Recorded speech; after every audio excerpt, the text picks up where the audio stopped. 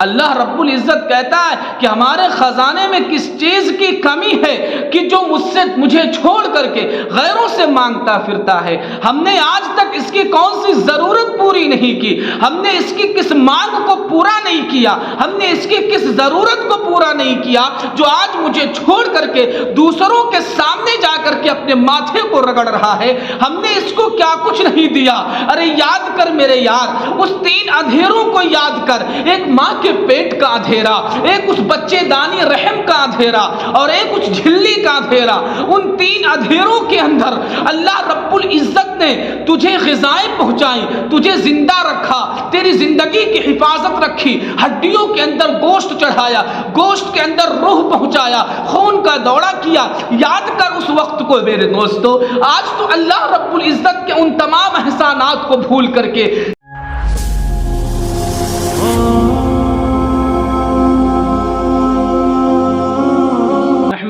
ونصلي على رسوله الكريم أما بعد فأعوذ بالله من الشيطان الرجيم بسم الله الرحمن الرحيم يا أيها الذين آمنوا ادخلوا في السلم كافة صدق الله العظيم۔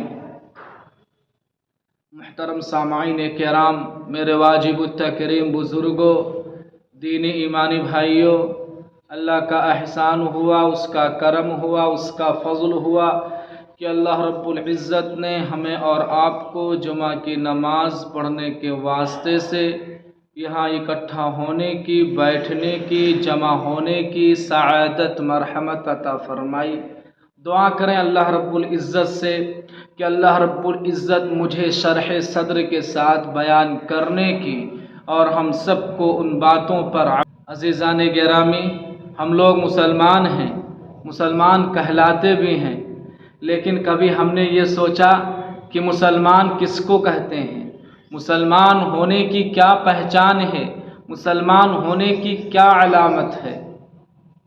تم اپنے آپ کو مسلمان کہتے ہو، اگر تمہارے اندر اسلام کی خوبی نہیں، اسلام کی پہچان نہیں، اسلام کی علامت نہیں، تو تمہارا یہ دعویٰ بے سود اور غلط ہوگا۔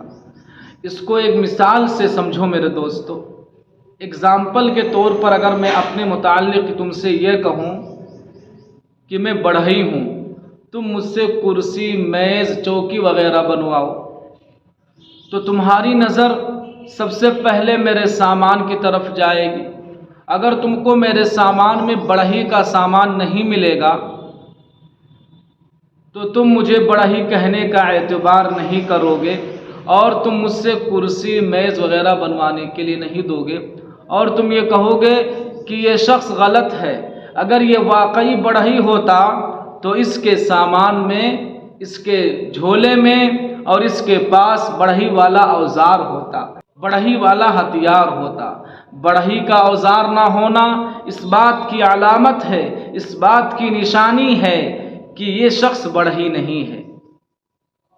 عزیزان گرامی، غور کرو میرے بھائیوں، جب بڑھئی بغیر اوزار کے بڑھئی نہیں، لوہار لوہاری ہتھیار کے بغیر لوہار نہیں سمجھا جاتا، تو ہم اپنے اندر مسلمانی نشان رکھے بغیر مسلمان کیسے کہلائیں گے؟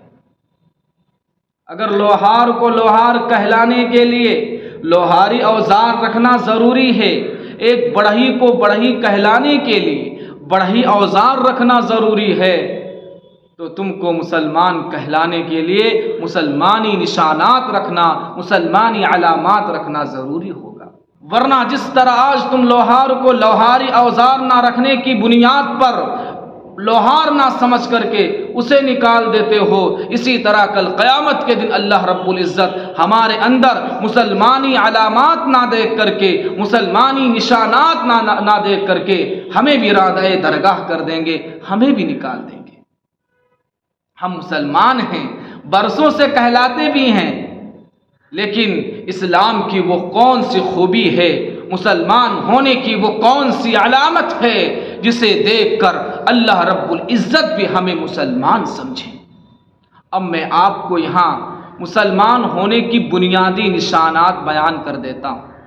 مسلمان ہونے کی سب سے بڑی نشانی یہ ہے کہ اس کی پیشانی صرف اور صرف خدا کے سامنے جھکے، کسی اور کے سامنے نہ جھکے، کسی پیر اور مرشد کے سامنے نہ جھکے، کسی مزار کے سامنے نہ جھکے، کسی قبر پر نہ جھکے، کسی اولیاء اللہ کے سامنے نہ جھکے، بلکہ کس کے سامنے جھکے؟ اس اللہ کے سامنے جھکے جو خالق کائنات ہے۔ اور مسلمان ہونے کی سب سے بڑی نشانی یہ بھی ہے کہ مسلمان صرف اور صرف اللہ سے ڈرے اور کسی سے نہ ڈرے۔ آج ہم کو سب کا ڈر ہے، سب کا ڈر ہے۔ اگر نہیں ڈر ہے تو صرف اللہ کا نہیں ہے۔ اور میں یہ جو کہتا ہوں نا آپ سے کہ اللہ کا ڈر نہیں ہے، یہ بلا وجہ نہیں کہتا ہوں، اس کی وجہ ہے انسان کی آزمائش کا بہترین وقت وہ ہوتا ہے جب وہ کسی حاکم کے پاس ہوتا ہے، اور اس وقت نماز کا وقت ہوتا ہے، اس وقت نماز کا وقت ہوتا ہے، لیکن حاکم کا رعب اور دبدبا حکم الہی کی بجاآوری سے تم کو روک دیتا ہے۔ اگر تمہارے یہاں داروغہ آ جائے اور اس وقت اللہ کی آواز اور اللہ کی صدا بلند کی جانے لگے، اللہ کی طرف بلایا جانے لگے، تو تم اس خدائی پکار پر دھیان نہیں دو گے۔ اگر تم منسٹر صاحب کے پاس تو تم کسی طریقے سے اس کے پاس سے اٹھ کر کے نہیں جاؤ گے۔ تو بتاؤ میں غلط کہتا ہوں یا صحیح؟ اب تم خود فیصلہ کرو کہ تم پر کس کا خوف غالب ہے، مالک کائنات کا یا ایک تھانے کے انچارج کا یا ایک تھانے کے حاکم کا؟ صحیح معنی میں میرے دوستو، اگر اللہ کا خوف ہوتا، اللہ کا ڈر ہوتا تو اس کی عبادت کے لیے دوڑ پڑتے، اس کے حکم کی بجا آوری کے لیے دوڑ پڑتے، کسی کے کچھ کہنے سمجھنے اور کرنے کا خیال نہیں کرتے۔ تم سورہ فاتحہ روز پڑھتے ہو، ایاک نعبد و ایاک نستعین کا اقرار ہر وقت اپنی سورہ فاتحہ کی قرأت پر کرتے ہو کہ یا اللہ ہم تیری ہی عبادت کرتے ہیں اور تجھ ہی سے مدد طلب کرتے ہیں، لیکن تم کس کس کی عبادت نہیں کرتے، تم کس کس سے مدد طلب نہیں کرتے، تم کو جس سے کام نکلنے اور بننے کی امید ہوتی ہے تم سب کی عبادت، آبا پرستی، شخصیت پرستی، قبر پرستی، تم ان میں سے کس کی پرستش نہیں کرتے اور کس کو حاجت روا نہیں سمجھتے۔ عورت کا بچہ جب بیمار ہوتا ہے اس وقت اس کی حالت دیکھنے کے قابل ہوتی ہے، بچے کی شفا یابی کے لیے جو طریقہ اختیار کرنا پڑے اختیار کر لیتی ہے۔ اگر بچے کی شفا یابی کی امید کفریہ شرکیہ طریقہ اختیار کرنے میں نظر آئے تو وہ طریقہ بھی اختیار کرنے سے باز نہیں آتی۔ ڈائن اوجھا کو جھاڑ منتر کے لیے بلا لیتی ہے، بھگوتی تھان پر خسی پاٹھا چڑھا دیتی ہے اور دیوی دیوتا تک کی دہائی مانگ لیتی ہے۔ جس جتن سے بچہ شفا یاب ہو ہر اس طریقے کو اختیار کرتی ہے، ہر اس جتن کو اختیار کرتی ہے۔ تم جانتے ہو حالانکہ اللہ کو سب کچھ مانتے اور سمجھتے ہو، تم جانتے ہو کہ اس وقت اللہ کی غیرت جوش میں آتی ہے کہ ہمارا بندہ ہم کو چھوڑ کر غیروں سے مدد طلب کرتا ہے، جس کو ہم نے ساری زندگی ساری ضروریات زندگی ہم نے فراہم کی، آج ہم کو چھوڑ کر غیروں سے مدد مانگتا ہے، غیروں کے سامنے دوسروں کے در کی خاک چھانتا پھرتا ہے۔ تم اپنے اس عمل سے اللہ رب العزت کو تکلیف پہنچاتے ہو میرے دوست۔ دیکھو اگر ایک رئیس زادہ، ایک شہزادہ، ایک امیر زادہ، اپنے گاؤں کا شہزادہ، اپنے خاندان کا امیر زادہ، نواب زادہ، اگر وہ کسی سے کپڑا مانگے، کسی سے بھیک مانگے تو سوچو اس کے شریف باپ کو کس قدر روحی تکلیف ہوگی، وہ کیسا دل برداشتہ ہوگا، اس کی عزت کو کس طرح دھچکا لگے گا کہ ساری ضروریات ہم پوری کرتے ہیں، اس کی کھانے کو ہم دیتے ہیں، رہنے کو مکان ہم دیتے ہیں، پہننے کو کپڑا ہم دیتے ہیں، آخر اس کو کس چیز کی کمی ہے جو دوسروں کے سامنے ہاتھ پھیلاتا پھرتا ہے؟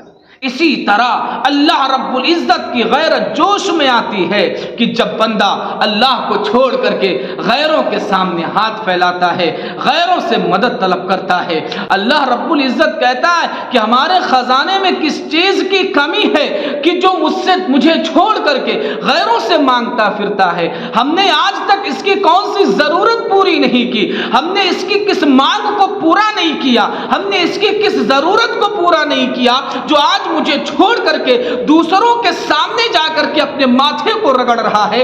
ہم نے اس کو کیا کچھ نہیں دیا۔ ارے یاد کر میرے یار، اس 3 اندھیروں کو یاد کر، ایک ماں کے پیٹ کا اندھیرا، ایک اس بچے دانی رحم کا اندھیرا، اور ایک اس جھلی کا اندھیرا۔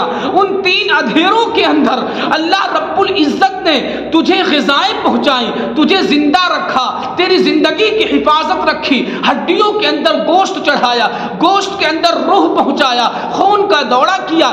یاد کر اس وقت کو میرے دوستو۔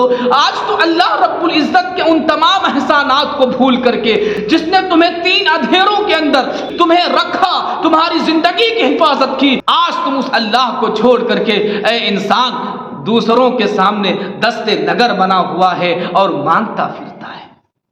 شرک کو ظلم عظیم اسی لیے کہا گیا ہے کہ شرک کا مرتکب خدا کی خدائی کو اپنے رویے سے کمزور ثابت کرتا ہے، اسے قادر مطلق نہیں سمجھتا، یا یوں کہیے کہ وہ یہ سمجھتا ہے، وہ یہ خیال کرتا ہے کہ اللہ رب العزت اس کی ضروریات کو پوری نہ کر سکے گا، اس کی تمام تر ضروریات کو پوری نہ کر سکے گا۔ یاد رکھیے اللہ تعالیٰ کو یہ بات حد درجہ ناگوار ہے کہ اس کا بندہ اللہ کو چھوڑ کر دوسروں سے استعانت چاہے، دوسروں سے مدد چاہے۔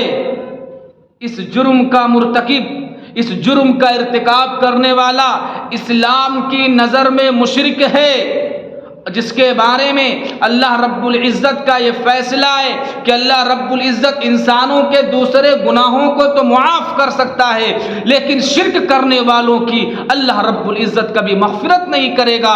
قرآن کریم کا فیصلہ ہے ان اللہ لا یغفر ان یشرک بہ ویغفر ما دون ذلک لمن یشاء، کہ اللہ رب العزت شرک کرنے والوں کی کبھی مغفرت نہیں کریں گے، اس کے علاوہ جتنے سارے گناہ ہیں جس کو چاہیں گے معاف کر دیں گے۔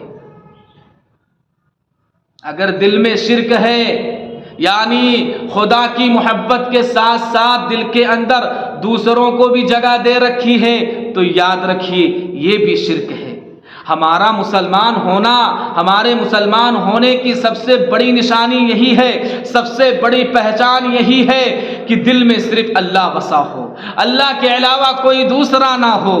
لیکن آج ہمارے دل کے اندر اللہ کے سوا دوسری تمام دنیا کی چیزوں کو ہم نے بسا رکھا ہے، تمام چیزوں کو جگہ دے رکھی ہے۔